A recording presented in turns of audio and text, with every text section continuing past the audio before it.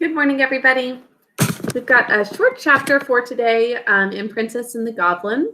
And you also have a little quiz to take when you're done with this today over the last few chapters that we've read. So we heard about Curdy telling the story to his parents about what's happened to him. Now we're getting back to Irene's part of the story, and she needs to tell Ludi and all of the people at the house where she's been. You think she'll tell the truth? And do you think they'll believe her? You know, Curdy didn't believe in the grandmother and the thread. We'll see what they have to say if she does tell them the truth. So I'll be presenting my screen for today. Make sure this is the right part. Oh, nope. We need to be chapter 24.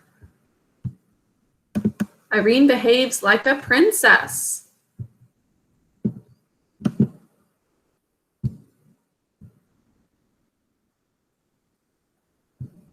Okay.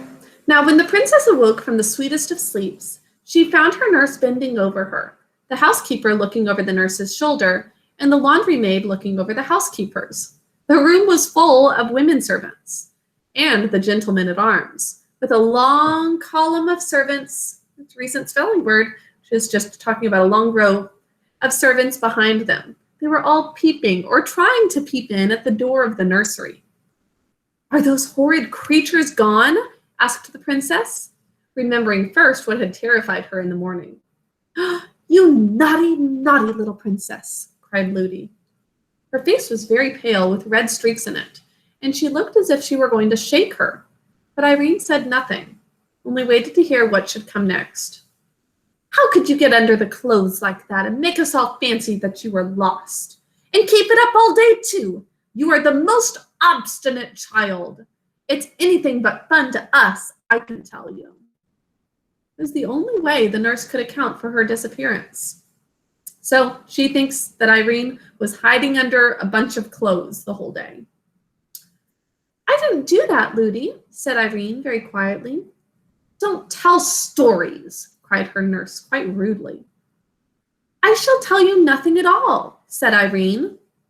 "Well, that's just as bad," said the nurse. Princess says, just as bad to say nothing at all as to tell stories? Meaning, is it better to keep your mouth? It is better to keep your mouth quiet than to tell a lie. She says, "I will ask my papa about that. I don't think he will say so.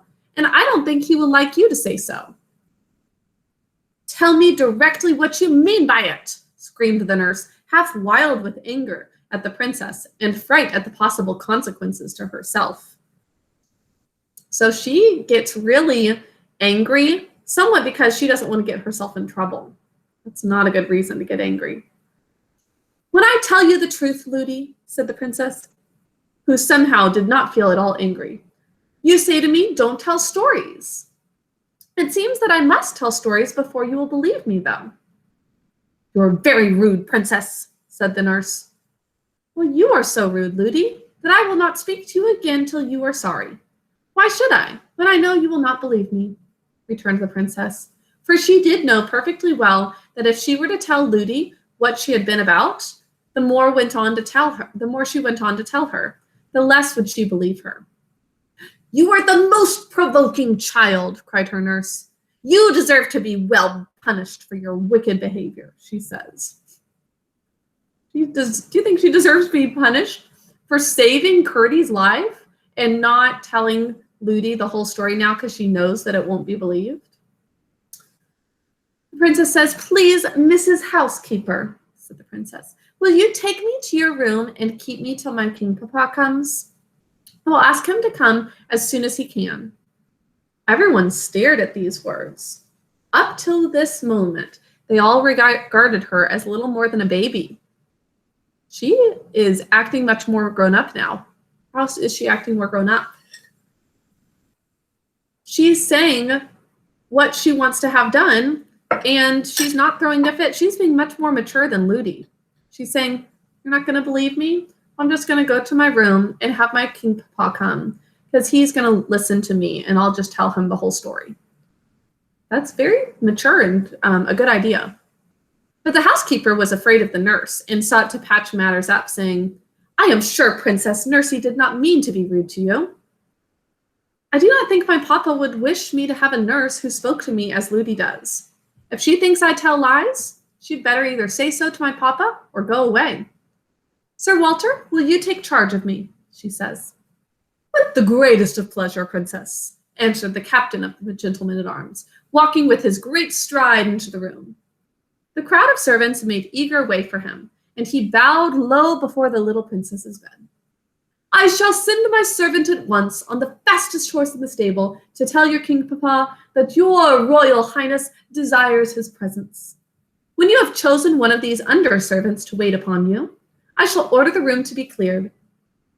Thank you very much, Sir Walter, said the princess, and her eye glanced towards a rosy-cheeked girl who had lately come to the house as a scullery maid.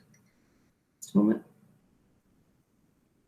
But when Ludi saw the eyes of her dear princess going in search of another instead of her, she fell upon her knees by the bedside and burst into a great cry of distress. I think, Sir Walter, said the princess, I will keep Ludi, but I put myself under your care, and you need not trouble my king papa until I speak to you again. Will you all please go away? I'm quite safe and well, and I did not hide myself for the sake either of amusing myself or of troubling my people. Ludi, will you please to dress me? So, what do they think of her story? Well, Ludi doesn't believe a word, and she's even getting angry over it. Well, and to be fair, she didn't tell the story, but Ludi's getting upset whether or not Irene tells the truth or whether she just stays quiet. So Irene's in a tough position. She can't do anything. And we learned a lot about Ludi's character from the way she reacts to it. Once again, just like when she was out late at night, she's worried about herself getting in trouble. She's not concerned about Irene and really listening to her. We also see that Irene is called much more grown up in this chapter. It said they thought of her as a baby up until this moment, but now it's different. That's because she handled herself in a really mature way, right? And she also was acting grown up to say, I want you to do this and you to do this. I'm going to call my king papa here. She is really in charge of the house. They're her servants. And she was being respectful to them, but acting like authority over them, like she's their boss, basically. So that is the end of that chapter. That's the end of Princess and the Goblin for the week as well. We'll continue again on Tuesday. We have map testing next week. And so Monday, you're not going to have any literacy or literature since you're going to have reading tests instead. But we will start again on Tuesday. And on Tuesday, we're going to get back to Curdy's side of the story. Okay, so that's all for today. I'll talk to you all later. After you're done watching this video, please do the little quiz attached. Bye.